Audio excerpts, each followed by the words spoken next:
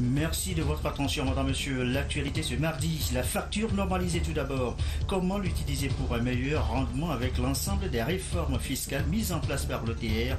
Une formation est initiée depuis ce matin sur le sujet. Les commissaires agréés en douane sont en première ligne. Les explications tout à l'heure. Bientôt fini dans la circulation des motos sans plaque. Une nouvelle formule vient d'être décidée par le gouvernement. Concessionnaires et vendeurs immatriculent d'abord eux-mêmes. Vous achetez ensuite tout immatriculé. Les nouvelles procédures dans ce journal. Enfin, ces nouveaux manuels d'histoire du Togo à découvrir. Et pour la prochaine rentrée scolaire, ils intègrent les programmes au primaire et au secondaire. Bref, aperçu du contenu en fin d'édition. Voilà, madame, monsieur, le sommaire, bienvenue. Voici le journal. Bonsoir à tous. Dans l'actualité ce soir, le secteur de la santé évoqué tout d'abord et ce matin à la primature, le chef du gouvernement a discuté avec la représentante OMS au Togo, notamment sur les orientations sur le développement de ce secteur. La lutte contre le VIH-Sida sera aussi ensuite au menu des discussions et cette fois-ci avec Dr Christian Mouala, le directeur pays ONU-Sida reçu en deuxième audience par le Premier ministre. Les précisions au micro de Antoinette Romaovovo. Avant tout une visite de courtoisie, mais elle s'inscrivait également dans la recherche de ces orientations suite à la nomination du ministre de la Santé. Il était important que nous prenions un peu sa vision et ses orientations pour poursuivre le travail dans la mise en œuvre de l'agenda sanitaire. Nous avons plus particulièrement discuté de l'achèvement de la réforme du ministère de la Santé et aussi de la nécessité de la coordination des interventions pour une mise en œuvre plus cohérente et plus harmonieuse du plan national de développement sanitaire. Évidemment, cette réforme passe par les hommes, passe par les moyens financiers et les moyens matériels pour pouvoir travailler à l'agenda sanitaire. L'OMS est toujours aux côtés avec les autres partenaires pour pouvoir aider à mettre en œuvre les interventions au bénéfice des populations. Merci madame. Nous avions un message du directeur exécutif de l'ONU-Sida, M. Michel Sidibé. Et donc nous avons parlé de la stratégie ONU-Sida 90-90 accélérée. Et nous avons parlé essentiellement de l'application de cette approche au niveau du Togo, en termes de comment on pourrait appliquer cette stratégie sur les priorités nationales, notamment l'élimination de la transmission mère-enfant, notamment la question de l'accès aux soins. Nous avons aussi abordé la question de la discrimination. Vous savez que c'est les 3 zéros, 0 nouvelle infection, 0 décès et 0 discrimination. Et nous avons enfin terminé sur la question de la pérennisation des financements dans la lutte contre le VIH-Sida et la réflexion et les pistes de réflexion pour le développement d'un plan de transition pour les financements de la riposte au niveau national. Et dans cette réunion, nous étions donc avec son Excellence, Monsieur le ministre de la Santé, sur lesquels nous avons aussi partagé toutes ces priorités nationales. Et voilà donc pour les deux premières audiences. À signaler aussi que Benoît Lebeur, c'est le directeur de l'Agence française de développement, était lui également à la primature ce matin. Il y était, dit-il, vous allez l'entendre, pour recueillir les avis et la vision du Premier ministre pour une meilleure orientation des objectifs dans la coopération franco-togolaise. Benoît Lebeur au micro de Antoinette Romaovovo. L'Agence française de développement est présente au Togo depuis de nombreuses années et je pense qu'il était absolument utile et opportun de recueillir les orientations de son Excellence Monsieur le Premier ministre et de vérifier que les orientations actuelles et que les perspectives étaient conformes aux attentes du pays et aux attentes de ce gouvernement. Donc c'était vraiment une chance pour moi de recueillir les propos de son Excellence Monsieur le Premier ministre. On en vient maintenant à notre premier titre, la facture normalisée, les différentes réformes fiscales de la loi des finances 2015. En clair, de quoi parle-t-on précisément? Eh bien, c'est justement l'objet d'une séance de formation ouverte ce matin à Lomé. Les commissaires agréés en douane sont concernés ici et pourquoi faire? Éric Dianico, Carmen Madjiakapou. L'Office togolais des recettes OTR a entrepris un certain nombre de réformes pour rendre l'environnement des affaires plus favorable aux opérateurs économiques. Et pour mieux collecter la TVA, prévenir les litiges entre opérateurs économiques et clients et accroître les recettes de l'État, la facture normalisée a été instituée et mise en vigueur le 15 mars dernier. La Chambre du commerce et d'industrie du Togo veut donc par cette rencontre amener les opérateurs économiques et commissionnaires agréés en douane à cerner les réels contours de ce nouvel outil. Aujourd'hui, les transitaires constituent un maillon indispensable pour l'économie togolaise. Et c'est eux qui engrangent beaucoup de sous. Pour cela, il va falloir commencer par eux en créant une transparence entre eux et l'OTR. La facture normalisée est un document comptable qui prend en compte le client et le fournisseur. Elle n'accentue pas le coût des biens, mais permet de mieux suivre la traçabilité de la TVA. Si l'OTR a mis en place cet outil-là, c'est pour pouvoir mieux contrôler et mieux assurer la rentrée des recettes fiscales dans la caisse de l'État. Maintenant, pour l'opérateur économique, ça peut avoir un avantage certain aussi, c'est par rapport à la crédibilité que l'opérateur a vis-à-vis de sa clientèle. La Chambre de commerce et d'industrie du Togo étendra ces échanges au secteur privé puisque la chaîne des acteurs s'approprie ce mécanisme innovant qui participe à la modernisation de l'économie. Et mieux assimiler l'utilisation de ces factures normalisées pour mobiliser plus de recettes. Au final, c'est l'économie togolaise qui gagne, une économie soutenue par ailleurs aujourd'hui par les microfinances. L'épargne des populations, l'octroi de crédits sont entre autres les services proposés. Question ce soir, quelle est véritablement la part de ces microfinances dans l'économie togolaise? L'état des lieux, Chassim Navaga. La microfinance joue un rôle très important dans l'économie nationale. Élément vital du système financier, le secteur de la microfinance permet l'accès des populations démunies ou à faible revenu aux services financiers de base durable, notamment à travers l'épargne, le crédit, les transferts, la microassurance et le crédit bail. La formation et l'appui conseil sont également des activités phares des institutions de microfinance. Et vous donnez du crédit à quelqu'un, la personne entreprend une activité qui peut embaucher d'autres personnes. Et ces personnes-là aussi peuvent en embaucher d'autres. À part ça, les institutions, là je parle du problème de l'emploi que la microfinance règle. Et les questions de fiscalité, ceux qui sont au bord des rues, qui sont dans les marchés, financés par les institutions, contribuent à renforcer les caisses de l'État. Il y a également la question sociale du leadership des gens. Nous avons des membres des institutions qui sont, par la force des choses, devenus présidents de leur groupement, présidents des institutions de microfinance.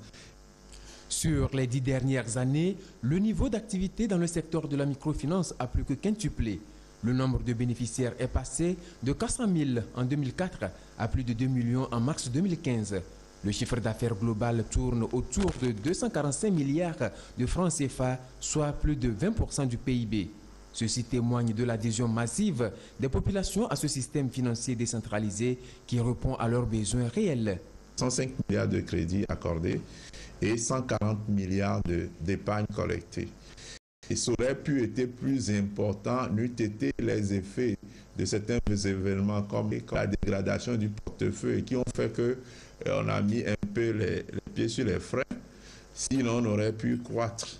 Donc, en termes chiffrés, c'est presque 250 milliards de flux totaux dans le paysage. En termes d'effet sur la vie des gens, je crois que c'est palpable. On voit les gens mener des activités génératrices de revenus et ces activités leur permettent de subvenir à leurs besoins. Aujourd'hui, on recense plus de 204 institutions de microfinance agréées sur toute l'étendue du territoire national. Cependant, le secteur est confronté au phénomène d'institutions de microfinance qui naissent et disparaissent le lendemain.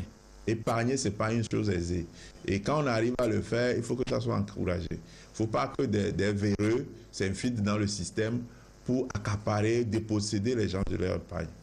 La population doit être vigilante aussi. J'ai donné tantôt un numéro, le 22 25 50 71.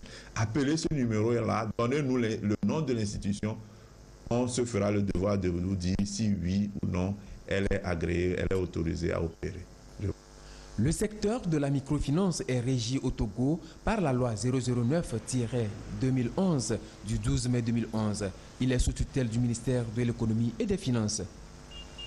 Autre sujet évoqué ce soir, l'entretien de nos routes. Cela s'apprend aussi, c'est un savoir-faire. D'où d'ailleurs cette rencontre, vous allez le voir, ingénieurs, techniciens supérieurs du génie civil sont en séance de formation. Le module, l'inspection et l'auscultation des infrastructures routières. Les précisions de Emmanuel Adjaglo et de Edem Soussou.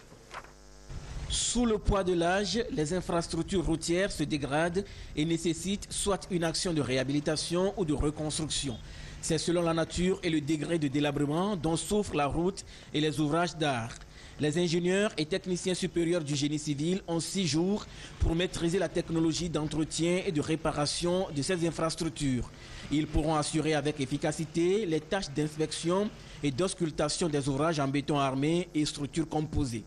Le technicien ou l'ingénieur a besoin de suivre la vie de ces ouvrages. Donc l'inspection consiste d'abord une inspection visuelle. Il faut qu'il regarde, est-ce qu'il y a des fissurations, est-ce qu'il y a des dégradations. Et par rapport à cela maintenant, il va programmer l'auscultation qui consistera à l'utilisation des équipements spéciaux pour détecter les vraies pathologies. Pour une restauration efficace, l'ingénieur doit prendre en compte plusieurs aspects non négligeables. Il y a un matériel spécifique pour les auscultations. Ce matériel spécifique qui est composé de corrigomètres, des détecteurs des aciers, un matériel spécifique pour l'ultrason. Tout ce matériel va nous permettre de comprendre le degré de vieillissement et le degré de dégradation des ouvrages d'art. Ce qui est connu, c'est que les ouvrages d'art, après leur construction et leur mise en service, il doit s'écouler 50 ans pour que l'ouvrage, normalement, il doit être démoli ou carrément repris en termes de réhabilitation profonde. Le recyclage des professionnels des TP est déterminant en vue d'assurer la pérennité de la politique des grands travaux entamés ces dernières années par l'État togolais, selon le ministre en charge des infrastructures et des transports. Ce séminaire est donc l'expression manifeste des initiateurs à dépasser un certain amateurisme pour tendre vers le professionnalisme accru dans l'exécution, l'expertise et le contrôle des projets d'infrastructure. Les gigantesques réalisations dans les infrastructures de transport à travers tout le pays témoignent à suffisance de la volonté du gouvernement sous l'impulsion du président de la République, son Excellence M. Faure Essor-Zimna Gnassingbé, chef de l'État, de faire du secteur des transports le véritable soutien de la croissance économique. Lorsque le professionnalisme, la compétence et le savoir-faire sont garantis chez le technicien de la route, c'est la qualité de la route et son entretien qui sont assurés. C'est pourquoi la Société autonome de financement de l'entretien routier a accepté volontiers d'appuyer cette formation. Voilà, des routes en bon état pour une meilleure circulation, une libre circulation, on va dire, des personnes et des biens. La CEDEAO en fait son sacerdoce. Ce matin encore, une simulation de transport inter-État a été organisée et c'est pour nous permettre de mieux comprendre les principes. La simulation, un reportage de Djanjouma Ali et de Komu Boyode. Un mode opératoire qui fixe les uns et les autres sur les normes qui régissent la libre circulation que prônent les pays de l'espace CEDEAO. Notamment les membres du comité national en charge du suivi doivent avoir connaissance des techniques et des conditions à remplir afin qu'un véhicule de transport en commun allant d'un pays à un autre soit libre, sans entrave. Une simulation à ce sujet reste la méthode la plus édifiante. On contrôle à la montée. Si une fois c'est monté, au niveau des bagages, la douane fait son travail. Si la douane a fait son travail, il a posé les scellés que vous voyez sur le coffre avec une feuille. Le feuille veut dire laisser passer. Une fois on montre ce papier-là, aucun corps n'a plus droit de contrôler ces cars jusqu'à la destination. Je demande à tous les compatriotes, à tous les transporteurs d'être adhérents à ce projet-là. Parce que c'est un avantage pour nous tous. Ça va développer la sous-région. D'abord, les agents de la gendarmerie sont concernés au premier plan du fait de leur rôle de sécurisation des gares routières. Puis interviennent les douaniers, les policiers, les forestiers. Un ensemble de contrôles pour éviter toute tracasserie et rendre la circulation fluide. Ce mécanisme, à l'aide de documents sécurisés, uniformisés, notamment le macaron, les fiches de fouilles, les scellés, devront permettre désormais à tous les transporteurs de pouvoir voyager d'un pays à un autre sans entrave. L'objectif, c'est de pouvoir regrouper, rationaliser les contrôles intempestifs dont sont l'objet les transporteurs sur les routes et frontières. C'est donc cette méthode de gestion qui conduira le Comité national de suivi dans l'exercice de sa mission de facilitation de la libre circulation entre le Togo et les autres pays de l'espace CEDEAO. Nous l'annoncions en titre aussi hier, on les achetait, motos, voitures, avant de les faire immatriculer. Aujourd'hui et demain, on va les acheter déjà tout immatriculé. La nouvelle formule répond à un souci de sécurité. Les nouvelles procédures d'immatriculation de motos de Douaré, Esther Laclé. Une moto sans plaque est difficile, voire impossible à retrouver. Roméo en a fait la mère expérience. J'ai acheté une moto avant, ils ont volé, mais ça n'a pas de plaque. Si ça a de plaque, je peux déposer le numéro de plaque aux gendarmeries ou soit au commissariat de MCC.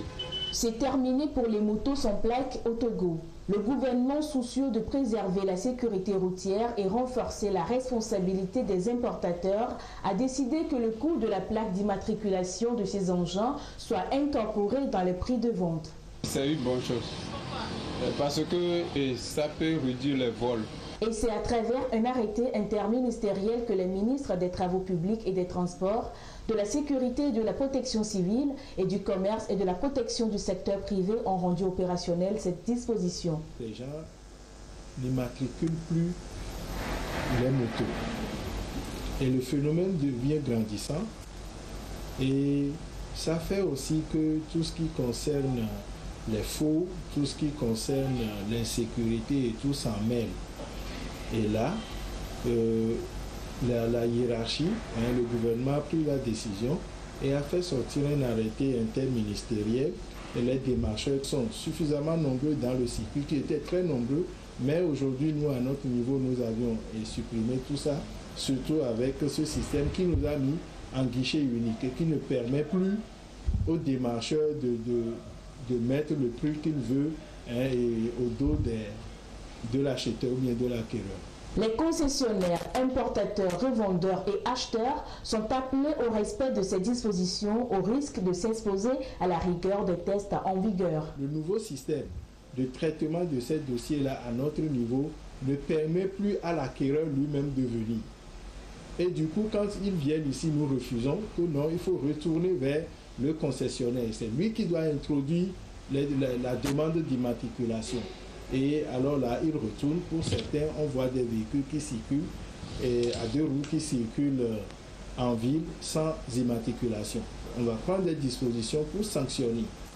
Et le propriétaire, c'est-à-dire l'acquéreur et le vendeur. Tout simplement pour celui qui circule en ville avec une moto non immatriculée, on l'arrête, on prend, on l'envoie à la fourrière. Donc voilà ce qui va se faire. Et même bientôt, on ira plus loin. Gain de temps, plus de sécurité, moins de vols sont entre autres les avantages de ce paiement unique. Une mesure bien accueillie par les concessionnaires de motos. Nous pensons que c'est une bonne chose qui a été décidée par les autorités, dans la mesure où lorsque un enfant naît, il a un acte de naissance. Cette immatriculation de la moto constitue l'acte de naissance de la moto. Et à partir de ça, on pourra reconnaître à qui appartient cette moto et c'était destiné à quoi. Ça, forcément, ça nous donne un peu plus de charge parce que avant, vous vendez une moto, vous livrez au client et puis tout s'arrête là. Mais là, vous devez maintenant commencer des formalités administratives pour l'immatriculation de cette moto. Et c'est le lieu même de demander aux autorités de nous aider dans la rapidité de ces formalités pour avoir rapidement ces plaques d'immatriculation. Par ailleurs, le prix de revient des motos reste le même. Cette mesure de protection soutient la politique de construction et de réhabilitation des infrastructures routières entreprises par le gouvernement conformément aux dispositions communautaires de l'UEMOA. À l'étranger, au Mali, les casques bleus de la MINUSCA en mode déploiement autour de Kidal, une décision prise par la mission des Nations Unies au Mali.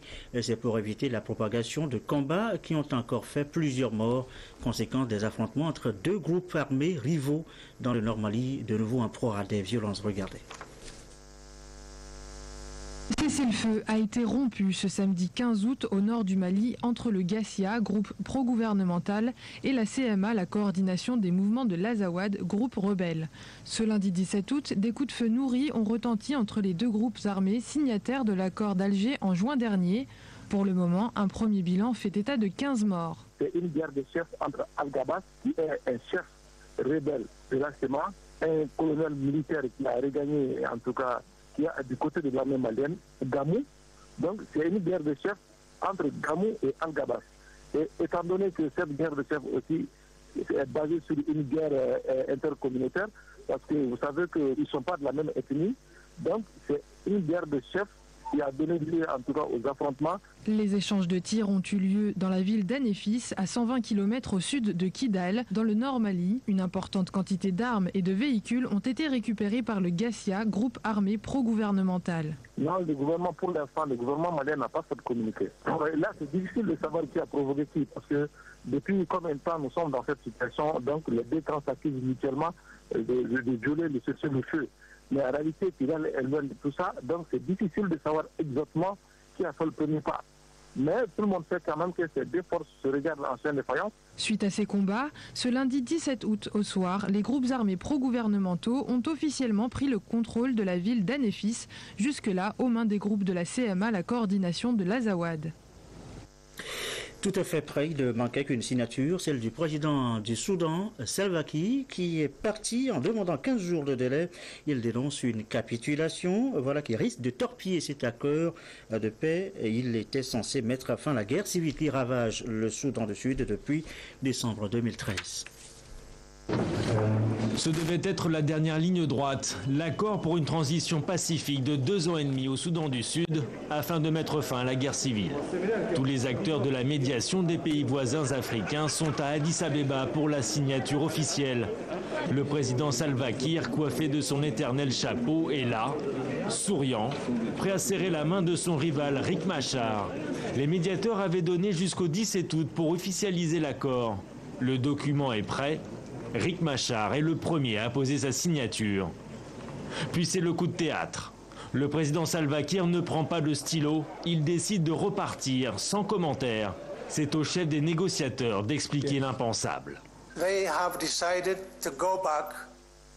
Ils ont décidé de repartir dans leur pays afin de consulter leur base et comptent revenir dans 15 jours à Addis Abeba pour finaliser l'accord de paix. Riek Machar affiche un sourire de façade, mais c'est bien un échec qui vient de se jouer après 1 an et demi de négociations. Pour moi, il n'y a pas de raison qu'il demande plus de temps. Il avait un bon accord. C'est un partage du pouvoir à tous les niveaux, à un niveau national. Partage du pouvoir, mais aussi réorganisation de l'armée. Voilà ce que prévoyait l'accord. Et c'est sur ce point, sur le devenir de l'armée du Soudan du Sud, qu'il pourrait avoir achoppé. Elle est déjà à la source de cette guerre civile entamée en décembre 2013. C'est au sein même de l'armée que les combats ont commencé sur fond de rivalités ethniques entre les partisans de Salva Kiir et ceux de Riek Machar.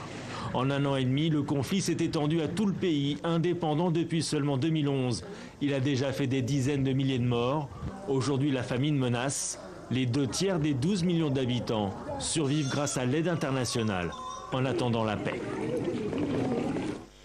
Et en attendant la paix, ressources-nous au Togo avec cette visite de chantier dans le Yoto. La préfecture vient de bénéficier de ces ristournes, fruits de l'exploitation de bois de teck dans la région. Ristournes exigées de ODF et converties en infrastructures communautaires, bâtiments scolaires, latrines, puis visite guidée en compagnie de Charlotte Moussine. Tometi, Kondi et Sédomé, des cantons situés dans la préfecture de Yoto. Et dans ces localités, d'importantes réalisations ont été faites, fruit des ristournes issues de l'exploitation de terres dans ces milieux. Ça fait quelques années, on a commencé à faire des ristournes aux populations riveraines pour faire leur réalisation. Ça nous a permis de construire beaucoup de choses, telles que le lycée de 6 classes, 3 cégirs, 5 écoles primaires, un centre d'état civil, 2 latrines, 2 puits. C'est un arrêté qui fait obligation à l'ODEF de reverser 15% des recettes issues des ventes des teck. Une mesure prise par le gouvernement pour aider les localités à se développer, mais aussi amener les populations à entretenir les plantations de l'État. L'octroi de ces ristournes, c'est un moyen de sensibilisation des populations pour la protection des plantations que l'État réalise dans les environs des villages. Les ristournes leur sont octroyés parce qu'on considère que c'est eux qui aident à protéger et à sauvegarder la plantation pour que demain on puisse en tirer quelque chose. À peu près 80 hectares ont été exploités en 2 phases, avec un intérêt d'environ 113 millions de francs CFA comme ristournes réparties dans la réalisation de 14 œuvres socio-communautaires. Parmi ces réalisations, ce lycée qui a mis près d'une dizaine d'années pour s'élever, mais qui peine à ouvrir ses portes. Le conseil d'administration de l'ODEF n'a pas apprécié le fait que depuis une dizaine d'années que ce lycée est construit, que ça ne soit pas opérationnel. Nous allons conjuguer nos efforts pour que cette rentrée soit effective cette année. Les démarches seront donc entreprises dans ce sens afin que ce lycée soit effectivement opérationnel pour le compte de la nouvelle année scolaire. Et c'est le seul vœu des autorités locales et traditionnelles. Voilà, et toutes nos excuses pour ces perturbations constatées tout à l'heure dans la diffusion donc, de ce sujet. À suivre dans le reste de l'actualité ce soir, les réfugiés, leur insertion professionnelle sur place, la question se pose. Et puis dans un instant, l'histoire du Togo revisitée à travers des manuels. Dans un instant donc. Mais d'abord, les réfugiés, comment faciliter leur insertion socio-professionnelle sur place? Le HCR, le Haut Commissariat des Nations Unies aux réfugiés, et l'ANPE, l'Agence nationale pour l'emploi, se préoccupent de la question. Les 2 agences ont réuni les concernés ce matin en séance de formation. Kwasiglé, Tchassim Nabaga. Il est question au cours de ces assises de réfléchir sur les modalités pour tirer un meilleur profit des potentialités des réfugiés résidant au Togo. Estimés à environ 20 000, ces réfugiés ont pour la plupart des compétences avérées et pour certains encore des connaissances pointues dans des secteurs de pointe qui peuvent contribuer véritablement au développement de l'économie nationale. Malheureusement, ces compétences sont inexploitées à cause de la réticence des employeurs et de la méconnaissance des droits des réfugiés. Si vous allez voir un employeur, il va se poser la question de savoir le document que vous lui présentez, est-ce que ce document est accepté par les autorités pour que lui puisse employer la personne qui a ce document. Les réfugiés, eux, ont des documents qui sont assez particuliers. C'est déjà la première barrière à lever. Bon, il est évident que derrière cela, il y a la question induite de l'emploi des étrangers. Vous comprenez que dans tous les pays du monde, ce n'est pas une spécificité du Togo. Je veux dire que les étrangers accèdent à l'emploi. Je parle de l'emploi non protégé, parce qu'il y a des emplois qui sont protégés et auxquels ne peuvent accéder que les nationaux. Les échanges ont essentiellement pour finalité d'amener les employeurs à exploiter au mieux ces compétences, mais également à contribuer à l'intégration locale des réfugiés. Généralement, on pense que les étrangers viennent manger notre emploi. Il est important de travailler avec les uns les autres pour indiquer qu'une compétence qui est sur notre territoire, il est intéressant qu'on puisse la mettre en valeur et à la disposition de l'économie. Les réfugiés ont appris beaucoup de choses et sont dynamiques dans leur pays avant de venir nous voir.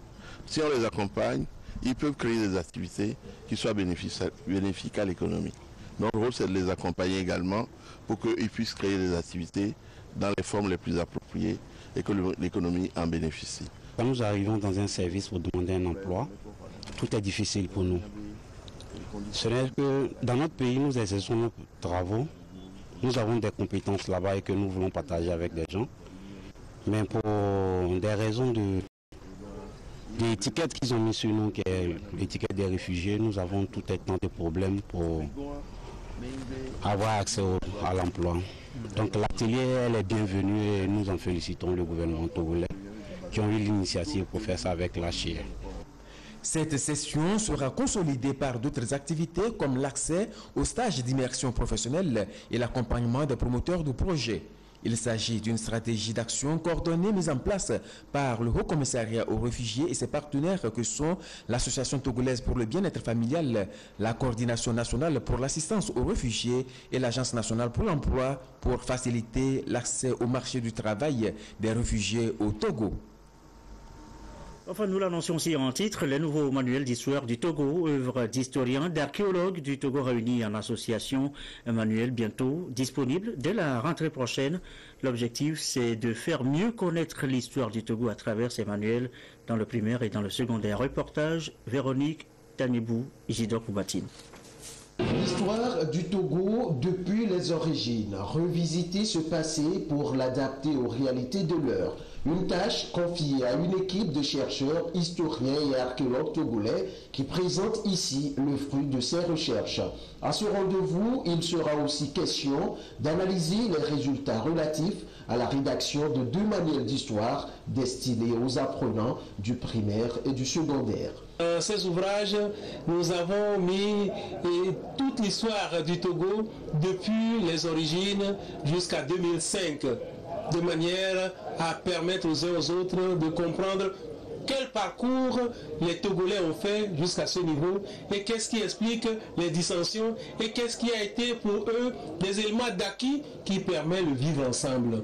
Cette volonté de réécrire l'histoire du Togo avant et après l'indépendance jusqu'en 2005 est une opportunité pour les Togolais désormais à même de s'approprier l'originalité du vécu de leurs ancêtres. On se les a guidés par ces qualités très citoyennes qui font l'honneur des historiens du Togo, autant que la fierté de notre pays. Ils ont su répondre très adéquatement à une des recommandations majeures de la Commission Vérité, Justice et Réconciliation relative à la nouvelle organisation de la société togolaise et plus particulièrement à la maîtrise des dimensions ethniques. À ce sujet, cette commission a recommandé notamment d'œuvrer à renforcer le sentiment d'appartenance nationale en faisant mieux connaître l'histoire des Togolais par des cycles de conférences, des débats, des publications, des documentaires et des films. Ces manuels seront très bientôt disponibles dans le système d'enseignement au primaire et au secondaire. Un pas de plus pour le Togo qui non seulement essaie de réécrire son passé, mais cherche aussi à réconcilier ses fils et filles qui n'ont qu'une histoire commune. Et voilà qui m'a fait à cette édition du soir. On retiendra que désormais sur le marché, les motos seront achetées, déjà immatriculées. Ça évitera de croiser ces engins sans plaque dans la circulation. Question de sécurité. Les nouvelles procédures d'immatriculation ont été dévoilées tout à l'heure dans ce journal. Votre soirée sur la télévision togolaise, 20h50 tout à l'heure, le journal de l'économie. Mathias Touglou nous parlera ce soir, nous fera une analyse des performances économiques du Togo pour 2015 et celle de l'exécution du budget exercice 2015 après les 6 premiers mois. 21h15, le magazine Santé d'abord avec Carole Peto à Fangbeji. 22h30, nos dernières infos. Merci à vous qui nous suivez ce soir à Gombe dans le Cloto et partout ailleurs au Mali sur la télévision togolaise. Et comme d'habitude et toujours, fidèlement, belle soirée.